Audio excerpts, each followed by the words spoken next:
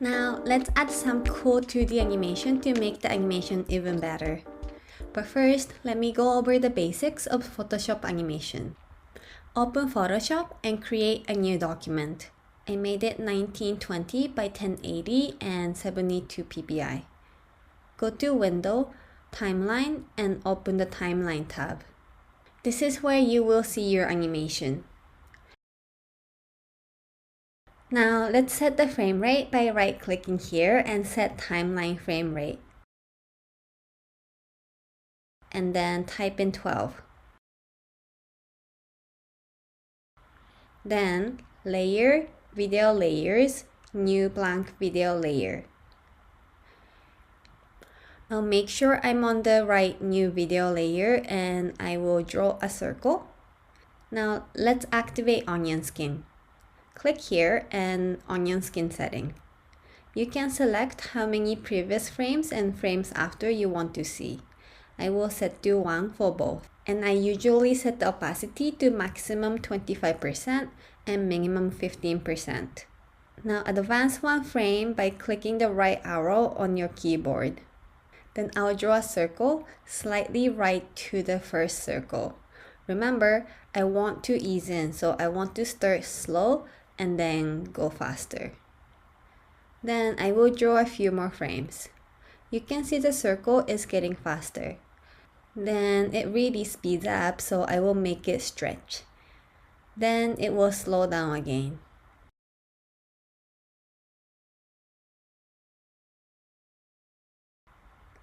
I'm going to turn off onion skin and press the play button. Not bad. This is the very basic of cell animation in Photoshop. Now let's go back to the animation loop. Let's start a new document. 1080 by 1080 pixels and 72 ppi. Create a video timeline and set the frame rate to 12. Now let's import stop motion footage that we rendered in the last video. Go to Layer, Video Layers, New Video Layers from File. Select the stop motion render. Now I'm going to make a new layer and draw a line here as a reference to where the blob meets the ground. Then I'll make another new layer and draw a key pose of the blob waving as a reference.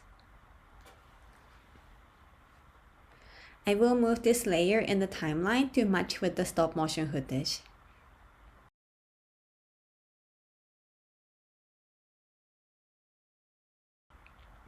I'm going to make another layer and draw the legs for when the blob is in its highest position.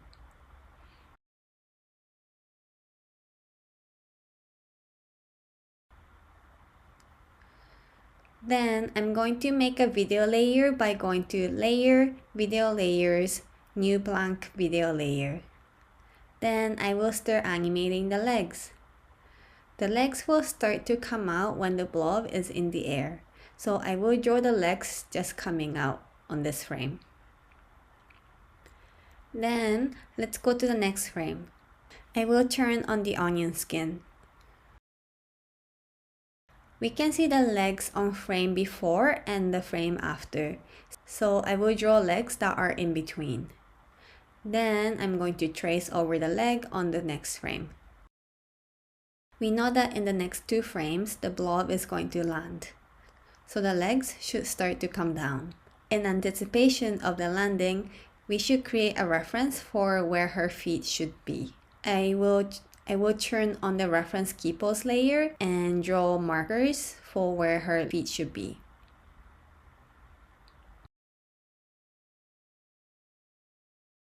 Then the blob lands with slightly bent legs. And then she bends the legs even more to go down. Then she straightens the legs. The first half of the rough leg animation is done.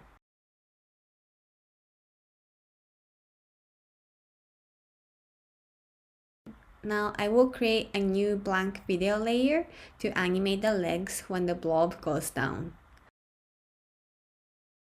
I'm just going to eyeball it and animate it straight ahead. The blob is going to bend the legs little by little.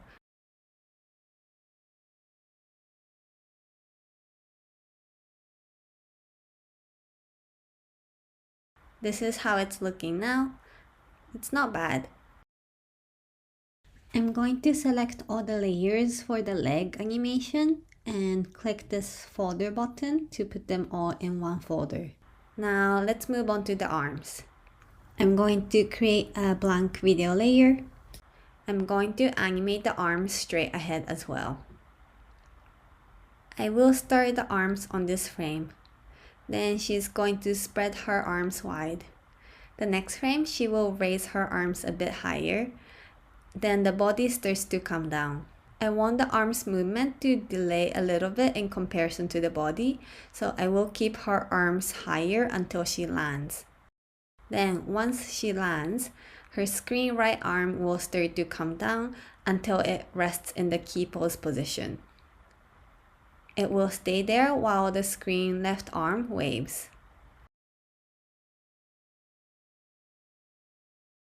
I'm going to go back in frame and draw the screen left arm. This one stays raised.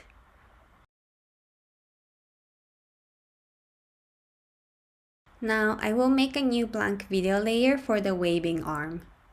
Now this bit is a little bit tricky, so let me explain it. Imagine there are 2 points at elbow and the hand, and the elbow moves first and the hand follows.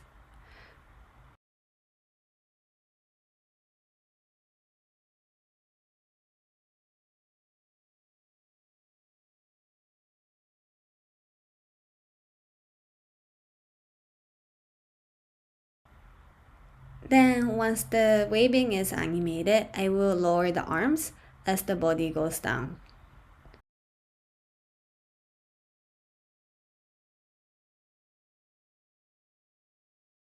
And we have the arms animation.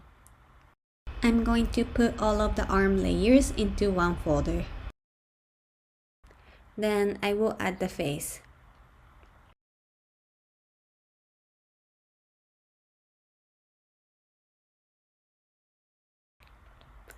First, I will draw the mouth.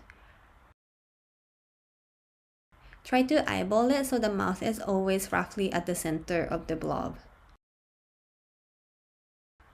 And then I'm going to add the eyes.